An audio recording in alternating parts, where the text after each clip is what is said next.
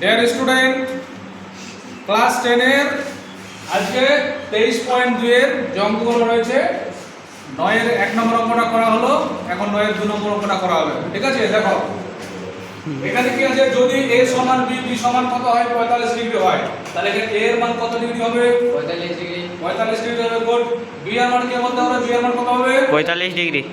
45 degree হবে। ঠিক আছে, আচ্ছা তবে যাচাই করি যে তাহলে এই যে এখানে সমান পর্যন্ত এই অংশটা আছে, এটাকে বাম পক্ষ ধরে নিতে হবে, আবার এদিকে যেটা আছে সেটাকে ডান পক্ষ ধরে নিতে হবে। ক্লিয়ার হলো?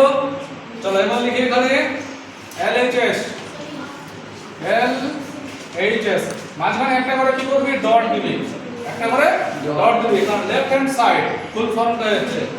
এখন লিখলাম cos a b, তাহলে এখানে কি হলো? cos হয়ে গেল। এবার ফার্স্ট ব্র্যাকেট মানে কিন্তু গুণ, ঠিক আছে? তাহলে এখানে a এর মান কত আছে বলো তো? 45 ডিগ্রি প্লাস b এর মান কত হলো? 45 ডিগ্রি। তারপরে দেখো এখানে cos 45 আর 45 যোগ করে দাও, 90 ডিগ্রি। হ্যাঁ, তাহলে এখানে হলো 90 ডিগ্রি। এবার দেখো cos 90 ডিগ্রির মান কত হচ্ছে? 0 0 স্যার। cos 90 ডিগ্রির মান কত হলো? 0। এর মানে বাম পক্ষ আমার কি বের হলো? 0। তাহলে এবার ডান পক্ষ আমাকে 0 বের করতে হবে।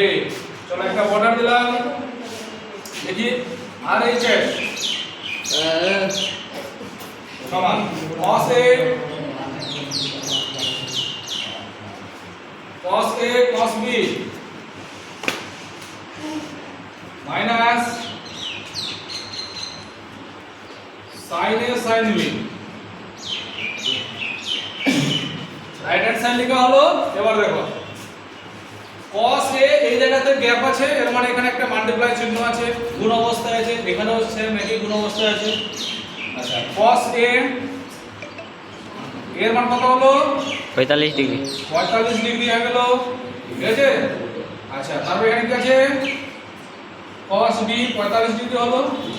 একটা এখানে ব্র্যাকেট ব্যবহার করা যায়, মাইনাস লিখলাম, তাহলে এখানে কত হলো? sin 45 ডিগ্রি হয়ে গেল।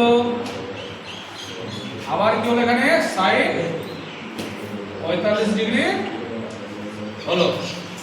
নেক্সট দেখো এবার cos 45 ডিগ্রি মান কত? 1/√2। এবার এটা গুণ চিহ্ন করে বললাম cos 45 ডিগ্রি মান কত? 1/√2 ব্র্যাকেট রাখলাম, মাইনাসটা বসালাম। sin 45 ডিগ্রি মান কত আছে? 1/√2। আর sin